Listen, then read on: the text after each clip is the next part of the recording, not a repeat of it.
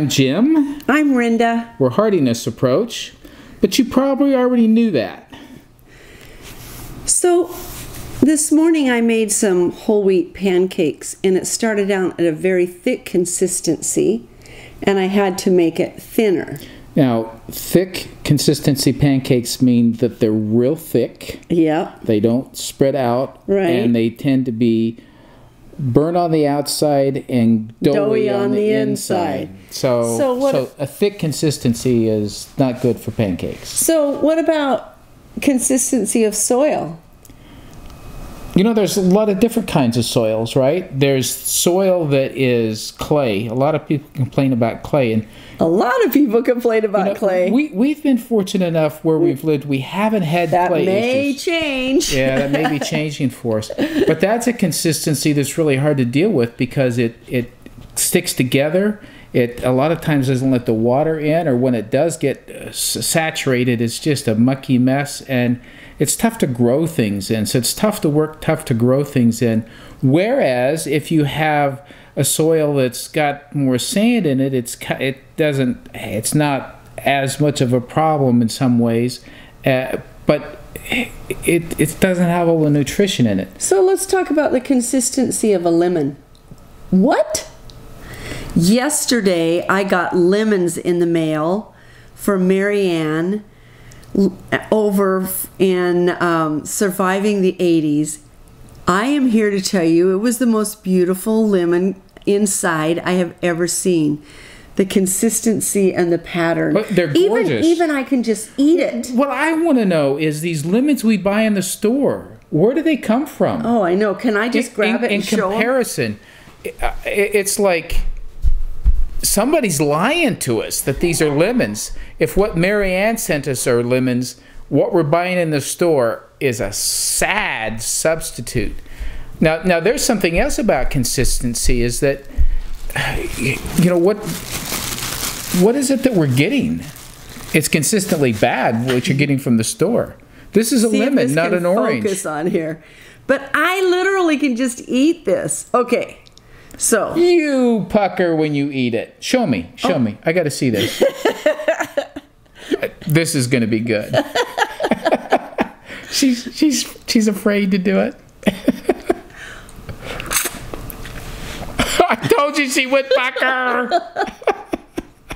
Can I try?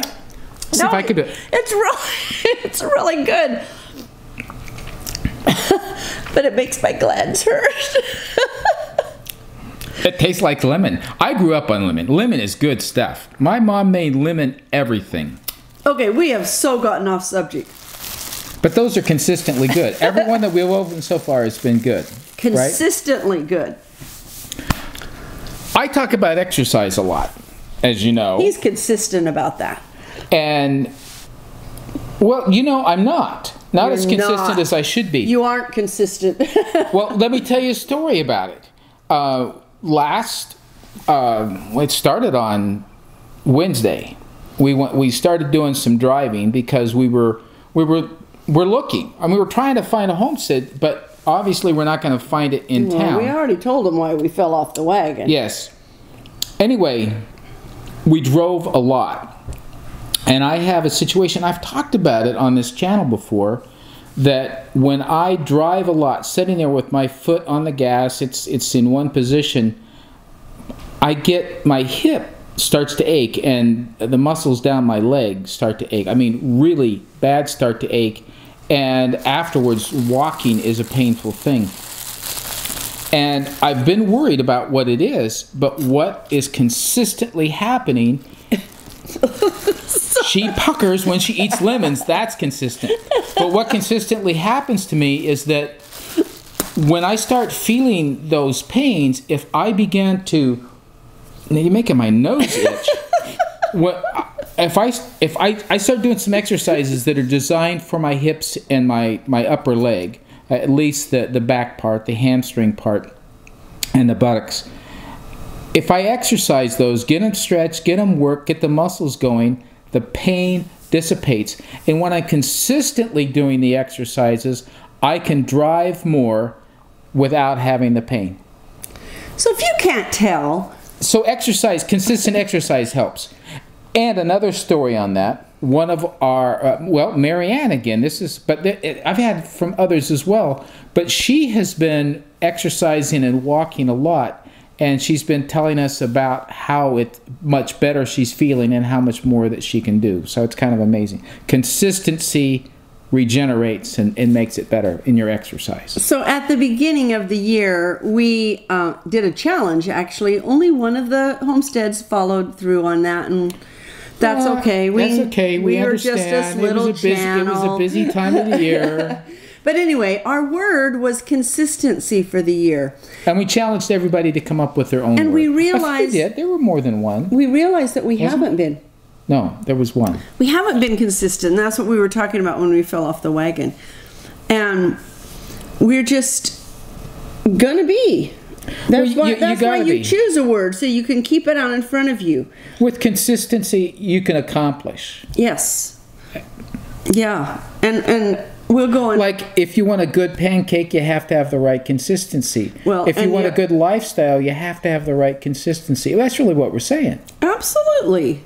If you want to have a good egg custard, you have to have the right consistency. If you want to have plants grow, they have to have a consistent moisture. Not too much, not too little. They have to have consistent nutrition. That's right. From the beginning all the way through. And you know, consistent, sometimes it's consistent for what their needs are, consistent for their size. When you're having a plant that is producing a lot of leaves, it's a different kind of nutrition, but it has to have consistently that. When they get ready to produce their fruits, it's a different kind of nutrition, but it has to be consistent. If it starts off weak, you probably aren't going to develop either one of those very well. If it is going great and then it runs out of nutrition, it's going to wither at the end. Okay. Sorry, but that's what consistency does and doesn't. And it does it for our bodies. And man, I don't know how we got inconsistent, but we are working really hard to do it. And we are going to do it. You know, it's a natural law that order tends to descend into disorder. Consistency tends to descend into inconsistency unless you do something. You have to make yourself do it. It's like swimming against the current. So, everyone out there that we love, that has been so good to us. We have two challenges. Do we? Take our word and use it. Consistency. Apply it to the things you're doing. You'll accomplish more. You'll feel better about what you're doing. But we also challenge you, if you haven't done it, find a word for yourself that you can use that is the word you need. That one thing that if you could do it would make a difference for you. Find that word and make that as your goal. Very good. I'm also going to put on the end of this video a recipe that I did long time ago when my hair was long, actually.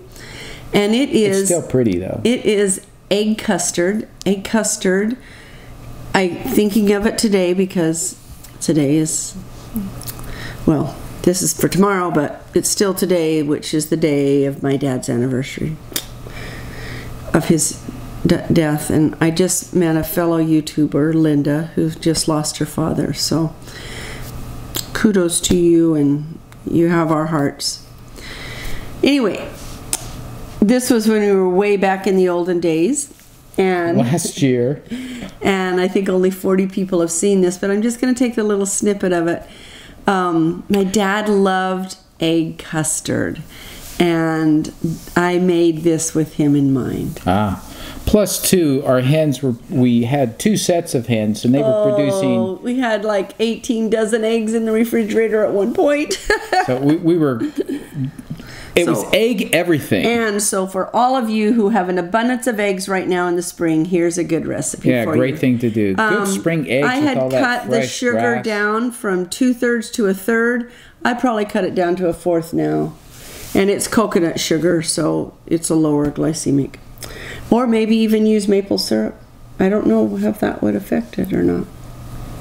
It'll be interesting to see the experiments that people try. All right. But it's a great recipe. We hope you have a consistent day, and this afternoon at 5 o'clock Eastern Time and 4 o'clock Mountain Central Time and 3 o'clock Mountain Time. Am I doing it right? You're doing good. And 2 o'clock Pacific Time. What time for Australia? I have no idea. What time for South Africa? I don't know, but we do have somebody that watches our live. So when we do our live today, we are going to talk about the contest for guessing where we are going to be. We're having some living, great and we're guesses. having lots of fun with people doing A lot of people are listening to some of the hints that we're dropping. And some of the hints, droppings I'm just doing just to see. they're sleuthing very well. All right. Stay consistent. Thanks for watching. So I have 8 egg yolks in here. They are room temperature. I'm just going to whip them together with half of 2/3, which is 1/3. The recipe calls for 2/3 of sugar, but I am not using 2/3 because I reduced my sugar. This is also a coconut sugar, so it will be darker than just if it was a white sugar. And then I'm adding a half of a teaspoon of vanilla extract.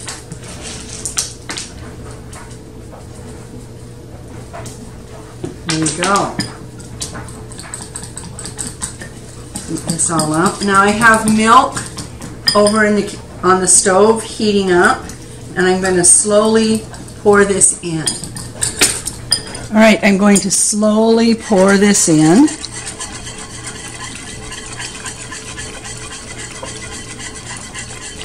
Oh, look at that beautiful ribbon. That's kind of pretty. There we go. I'm going to get all the stuff out of it.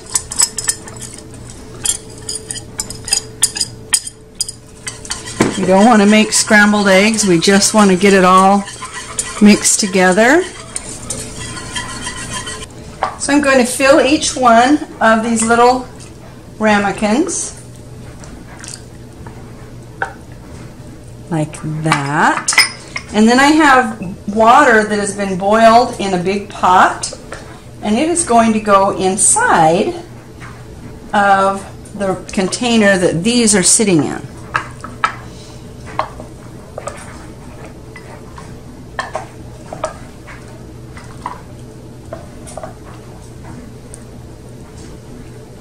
I didn't know how many this would need or whatever, so I'm just going to stop with these 4 right now and demonstrate how to do this.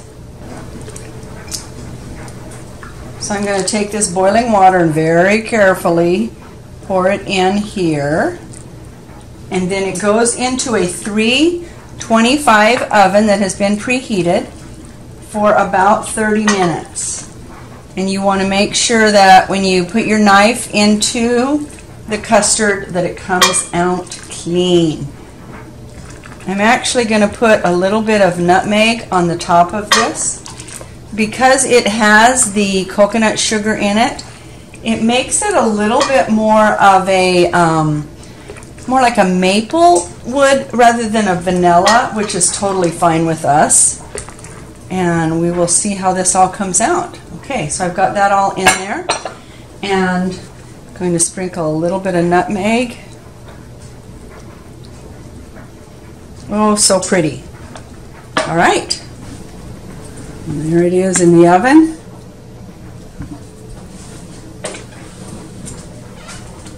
I'll set the timer for 30 minutes. So here these are. Aren't they so beautiful? And I can tell you, they are really tasty because I had some in another little bowl. And I mean, you want to talk about warm comfort food? It tells you to put them in the refrigerator and chill them for 3 hours. No way. They are going down the hatch.